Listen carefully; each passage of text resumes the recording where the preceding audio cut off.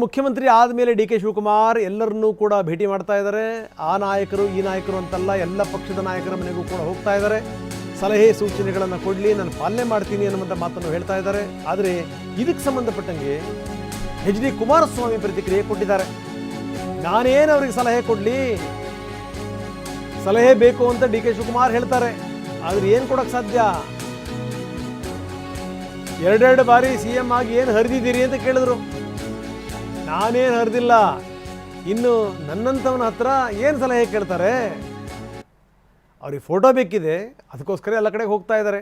ಅತಿ ವಿನಯಂ ಅಂದ್ರೇನು ಅಂತ ಪ್ರಶ್ನೆ ಕೇಳಿದರು. ಅತಿ ವಿನಯಂ ಧೂರ್ತ ಲಕ್ಷಣಂ ಅಂದರು ಕುಮಾರಸ್ವಾಮಿ. ಇನ್ನು CM ಡಿ ಕೆ ಹೇಳಿಕೆ ಬಗ್ಗೆ ಎಚ್ ಡಿ ಕುಮಾರಸ್ವಾಮಿ ವ್ಯಂಗ್ಯ ಮಾಡಿರುವಂಥ ರೀತಿ. ಇನ್ನು ಈ ಡಿ ಕೆ ಶಿವಕುಮಾರ್ ಹೇಳಿದ್ದೇನು, ಎಚ್ ಡಿ ಕುಮಾರಸ್ವಾಮಿ ಹೇಳಿದ್ದೇನು, ಬನ್ನಿ ತೋರಿಸ್ತೀವಿ.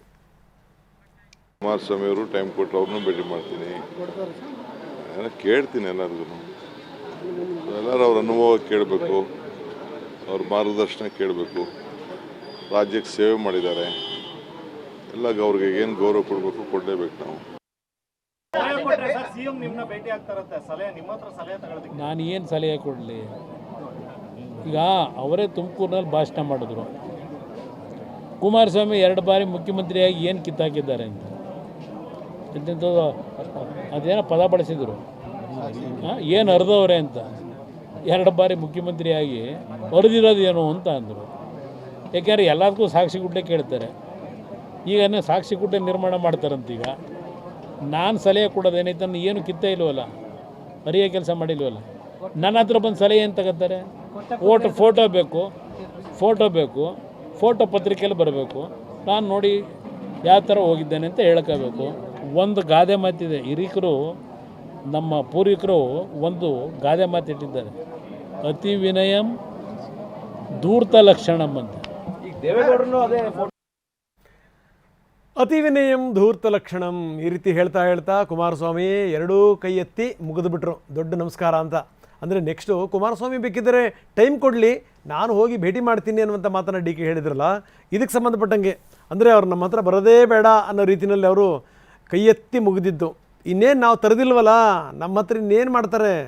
ಅವ್ರ ಪಾಪ ಸಾಕ್ಷಿ ಗುಡ್ಡೆ ಹಾಕಬೇಕು, ಆ ಸಾಕ್ಷಿ ಗುಡ್ಡೆ ಬಿಟ್ಟು ಹೋಗಬೇಕಲ್ಲ. ನಾವೇನು ಮಾಡೇ ಇಲ್ವಲ್ಲ, ನಾವಿನ್ನೇನು ಸಲಹೆ ಕೊಡೋಕ್ಕೆ ಸಾಧ್ಯ? ಫೋಟೋ ಬೇಕು, ಅದಕ್ಕೋಸ್ಕರ ಇವರು ಅಲ್ಲಿ ಇಲ್ಲಿ ಹೋಗ್ತಾರೆ. ಒಟ್ಟಲ್ಲೇನು ಅಂತಾರೆ, ಅವ್ರಿಗೆ ಫೋಟೋ ಬರಬೇಕು, ಇಂಥ ಕಡೆ ಹೋದರು ಅಂತ ಅಷ್ಟನೇ ಅಂತ. ಸೊ ಇದು ಎಚ್ ಡಿ ಕುಮಾರಸ್ವಾಮಿ ಆಡಿರುವಂಥ ಮಾತು ಡಿ ಕೆ ಶಿವಕುಮಾರ್ ಅವರ ಬಗ್ಗೆ. ಸೊ ಈ ಮುಖಾಂತರ ಸಲಹೆ ಕೊಡೋಕ್ಕೆ ನನ್ನ ಹತ್ರ ಏನೂ ಉಳಿದಿಲ್ಲ ಅನ್ನುವಂಥ ಮಾತನ್ನು ಕುಮಾರಸ್ವಾಮಿ ಹೇಳಿದ್ದಾರೆ. ಇಲ್ಲಿಗೆ ಬಂದಿದೆ. ಯಾಕಂದರೆ ನೋ ಡೌಟ್ ಡಿ ಕೆ ಮುಖ್ಯಮಂತ್ರಿ ಆದಮೇಲಿಂದ ಅವರೆಲ್ಲರ ಮನೆಗೆ ಹೋಗ್ತಾ ಇದ್ದಾರೆ. ಪ್ರಮಾಣ ವಚನ ಸ್ವೀಕಾರಕ್ಕೆ ಮೊದಲು ಕೂಡ ಅವರು ದೇವೇಗೌಡರ ಮನೆಗೆ ಹೋದರು, ಆಶೀರ್ವಾದ ತಗೊಂಡ್ರು. ಅಲ್ಲಿಂದ ಯಡಿಯೂರಪ್ಪನವ್ರ ಮನೆಗೆ ಬಂದರು. ಎಷ್ಟರ ಮಟ್ಟಿಗೆ ಅಂತಂದ್ರೆ ಅವ್ರ ಮನೆಗೆ ಬಂದವರು ಯಡಿಯೂರಪ್ಪನವ್ರ ಮನೆಗೆ ಇವ್ರು ಹೋದರು, ಇವ್ರ ಮನೆಗೆ ಯಡಿಯೂರಪ್ಪ ಹೋದರೂ ಗೊತ್ತಾಗಲಿಲ್ಲ. ಅಷ್ಟರ ಮಟ್ಟಿಗೆ ಮನೆಯಲ್ಲೆಲ್ಲ ಓಡಾಡಿ ಸೀದಾ ಇವರೇ ದೇವ್ರ ಮನೆ ಒಳಗಡೆ ಹೋಗಿ ದೇವ್ರಿಗೆ ಕೈ ಮುಗಿದು ಅಲ್ಲಿಂದ ಅವರು ವಿಭೂತಿ ಹಚ್ಕೊಂಡು ಇದೆಲ್ಲವೂ ಕೂಡ ನಾವು ನೋಡಿದ್ದೀವಿ. ಆದರೆ ಎಚ್ ಡಿ ಕುಮಾರಸ್ವಾಮಿ ಹೇಳ್ತಾರೆ ಅವ್ರಿಗೆ ಫೋಟೋ ಬೇಕು, ಅದಕ್ಕೋಸ್ಕರ ಹೋಗ್ತಾರೆ. ನಾವೇನು ಅವ್ರಿಗೆ ಸಲಹೆ ಕೊಡೋಕ್ಕೆ ಸಾಧ್ಯ? ನಾನು 2 ಸರಿ ಮುಖ್ಯಮಂತ್ರಿ ಆದಾಗಲೂ ಕೂಡ ಬೈದಿದ್ದಾರೆ ಅವರು. ನಾನೇನು ಸಲಹೆ ಕೊಡೋಕ್ಕೆ ಸಾಧ್ಯ ಅಂತ ಕೇಳ್ತಾರೆ ಕುಮಾರಸ್ವಾಮಿ.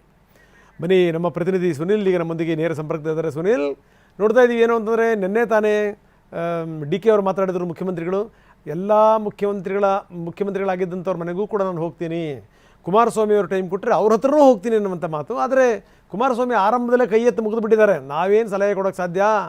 ಅವರು ಪಾಪ ಏನೋ ಸಾಕ್ಷಿ ಗುಡ್ಡೆ ಬಿಟ್ಟು ಹೋಗ್ಬೇಕಂತೆ, ನಾವೆಲ್ಲ ಏನೂ ಹರಿದಿಲ್ಲ, ಇನ್ನು ನಾವೇನು ಮಾಡಲಿಕ್ಕೆ ಸಾಧ್ಯ ಅನ್ನುವಂಥ ಮಾತನ್ನು ಹೇಳಿದ್ದಾರೆ. ಏನಂತೀರಿ? ಖಂಡಿತ ರಂಗನಾಥ್, ಈಗಾಗಲೇ ಡಿ ಕೆ ಶಿವಕುಮಾರ್ ಅವರು ಮುಖ್ಯಮಂತ್ರಿ ಆದಮೇಲೆ ಒಂದಷ್ಟು ರಾಜಕೀಯ ವೈರತ್ವಗಳನ್ನೆಲ್ಲವನ್ನು ಮರೆತು ಮಾಜಿ ಪ್ರಧಾನಿ ದೇವೇಗೌಡರ ಮನೆಗೆ ಭೇಟಿ ಮಾಡಿದರು, ಯಡಿಯೂರಪ್ಪ ಅವ್ರ ಮನೆಗೆ ಭೇಟಿ ಮಾಡಿದರು. ಅದೇ ರೀತಿ ಈಗಾಗಲೇ ನಿನ್ನೆ ಮಾಜಿ ಮುಖ್ಯಮಂತ್ರಿಗಳನ್ನು ಭೇಟಿ ಮಾಡಿ ಮಾತುಕತೆ ನಡೆಸುವಂಥ ಪ್ರಯತ್ನವನ್ನು ಮಾಡಿದರು. ಈ ಒಂದು ಸಂದರ್ಭದಲ್ಲಿ ಕುಮಾರಸ್ವಾಮಿ ಅವರು ಅವಕಾಶವನ್ನು ಕೊಟ್ಟರೆ ನಾನು ಕುಮಾರಸ್ವಾಮಿ ಅವ್ರನ್ನ ಭೇಟಿ ಆಗ್ತೀನಿ ಅನ್ನೋ ಮಾತನ್ನು ಕೂಡ ಹೇಳಿದರು. ಅದಕ್ಕೆ ಇವತ್ತು ಪ್ರತಿಕ್ರಿಯೆ ನೀಡಿರುವಂಥ ಕುಮಾರಸ್ವಾಮಿ ಅವರು ವ್ಯಂಗ್ಯದ ಮಾತುಗಳನ್ನ ಕೂಡ ಆಡಿದ್ದಾರೆ. ನನ್ನನ್ನು ಯಾಕೆ ಭೇಟಿ ಮಾಡ್ತಾರೆ? ಯಾಕೆಂದರೆ ಈ ಹಿಂದೆ ಕೂಡ ಕುಮಾರಸ್ವಾಮಿ ಅವರ ಒಂದು ವಿಚಾರಕ್ಕೆ ಸಂಬಂಧಪಟ್ಟಂತೆ ಡಿ ಕೆ ಶಿವಕುಮಾರ್ ಅವರು ಸಾಕಷ್ಟು ವಾಗ್ದಾಳಿಯನ್ನು ನಡೆಸಿದ್ರು. ಅದು ಪ್ರಮುಖವಾಗಿ 2 ಬಾರಿ ಮುಖ್ಯಮಂತ್ರಿಯಾಗಿ ಕುಮಾರಸ್ವಾಮಿಯವರು ಏನು ಕಿತ್ತಾಕಿದ್ದಾರೆ, ಏನು ಕೆಲಸವನ್ನು ಮಾಡಿದ್ದಾರೆ ಅನ್ನೋ ರೀತಿಯಲ್ಲಿ ಒಂದು ಹೇಳಿಕೆಯನ್ನು ಕೂಡ ಕೊಟ್ಟಿದ್ರು. ಆ ಹೇಳಿಕೆಯನ್ನು ಉಲ್ಲೇಖ ಮಾಡಿದಂಥ ಕುಮಾರಸ್ವಾಮಿಯವರು, ನಾನು 2 ಬಾರಿಯಾಗಿ ಮುಖ್ಯಮಂತ್ರಿಯಾಗಿ ಏನು ಕೆಲಸವನ್ನು ಮಾಡಿಲ್ಲ, ನನ್ನ ಬಳಿ ಯಾಕೆ ಬರ್ತಾರೆ ಅವರು, ನಾನು ಅವರಿಗೆ ಏನು ಸಲಹೆ ಕೊಡಲಿ, ಮಾತೆತ್ತಿದ್ರೆ ಡಿ ಕೆ ಶಿವಕುಮಾರ್ ಅವರು ಸಾಕ್ಷಿಗುಡ್ಡೆಯನ್ನು ಪ್ರಶ್ನೆ ಮಾಡ್ತಾರೆ. ಹಾಗಾಗಿ ನಾನು ಮುಖ್ಯಮಂತ್ರಿಯಾಗಿ ಯಾವುದೇ ರೀತಿಯಾಗಿ ಸಾಕ್ಷಿಗುಡ್ಡೆ ನನ್ನ ಬಳಿ ಇಲ್ಲ, ನಾನು ಏನು ಕೆಲಸ ಮಾಡಿಲ್ಲ, ನನ್ನ ಬಳಿ ಅವ್ರು ಏನು ಸಲಹೆ ತಗೊಳೋದಿದೆ ಅಂತೇಳಿ ಕೈ ಮುಗಿದಿದ್ದಾರೆ. ಇದನ್ನು ನೋಡ್ತಾ ಇದ್ರೆ ಒಂದು ರೀತಿಯಾಗಿ ವ್ಯಂಗ್ಯದ ಮಾತುಗಳ ಮೂಲಕ ಮುಖ್ಯಮಂತ್ರಿ ಡಿ ಕೆ ಶಿವಕುಮಾರ್ ಅವರಿಗೆ ಕುಮಾರಸ್ವಾಮಿ ಅವರು ಕುಟುಕುವಂತ ಕೆಲಸವನ್ನು ಕೂಡ ಮಾಡಿದ್ದಾರೆ.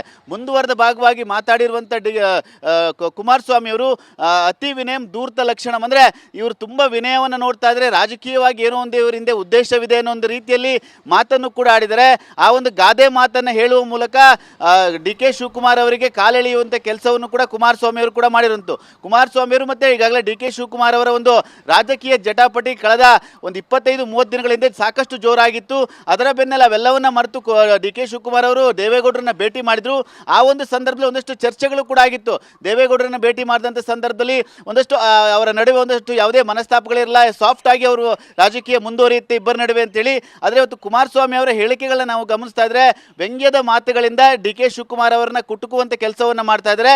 ಆದರೆ ಡಿ ಕೆ ಶಿವಕುಮಾರ್ ಅವರು ನಾನು ಹೋಗಿ ಅವ್ರನ್ನ ಭೇಟಿ ಆಗ್ತೀನಿ ಅಂತ ಹೇಳುವ ಮಾತಿಗೆ ಕೈ ಮುಗಿಯುವ ಮೂಲಕ ನಮಗೆ ಅವರ ಒಂದು ಯಾವುದೇ ರೀತಿಯಾಗಿ ಭೇಟಿಯ ಅವಶ್ಯಕತೆ ಇಲ್ಲ ಅನ್ನೋ ರೀತಿ ಹೇಳಿಕೆಗಳನ್ನು ಕೊಟ್ಟಿರುವಂಥ, ಅದರಲ್ಲೂ ಕೂಡ ಅತಿ ವಿನಯಂ ಧೂರ್ತ ಲಕ್ಷಣಂ ಅನ್ನೋ ಒಂದು ಹೇಳಿಕೆಯನ್ನು ಕೊಡುವ ಮೂಲಕ ಇದರ ಹಿಂದೆ ಬೇರೆ ರೀತಿಯಾದ ಉದ್ದೇಶ ಇದೆ ಅನ್ನೊಂದು ಮಾತನ್ನು ಕೂಡ ಕೊಟ್ಟಿದೆ. ಹಾಗಾಗಿ 2 ತಿಂಗಳು ಕಾದ್ ನೋಡೋಣ ಏನೇನಾಗುತ್ತೆ ಅಂತ ಹೇಳಿ. ಹಾಗಾಗಿ ಈಗ ಮುಖ್ಯಮಂತ್ರಿಯಾಗಿ ಸರ್ಕಾರವನ್ನು ಈಗಾಗಲೇ ಡಿ ಕೆ ಶಿವಕುಮಾರ್ ಅವರು ನಡೆಸ್ತಾ ಇದ್ದಾರೆ. 2 ತಿಂಗಳ ಬಿಟ್ಟ ನಂತರದಲ್ಲಿ ಒಂದಷ್ಟು ಮಾತಾಡ್ತೀನಿ ಅನ್ನೋ ಮಾತುಗಳ ಮೂಲಕ ಒಂದಷ್ಟು ಚರ್ಚೆಗಳನ್ನ ಮತ್ತೆ ಕುಮಾರಸ್ವಾಮಿ ಹುಟ್ಟು ಹಾಕಿರುವಂಥದ್ದು. ರಂಗನಾಥ್, ಎಸ್, ಧನ್ಯವಾದ ತಮ್ಮೆಲ್ಲ ಮಾಹಿತಿಗೆ. 2 ತಿಂಗಳ ನಂತರ ಎಚ್ ಡಿ ಕುಮಾರಸ್ವಾಮಿ ಯಾವ್ಯಾವ ಬಾಂಬ್ ಹಾಕ್ತಾರೆ ನೋಡೋಣ.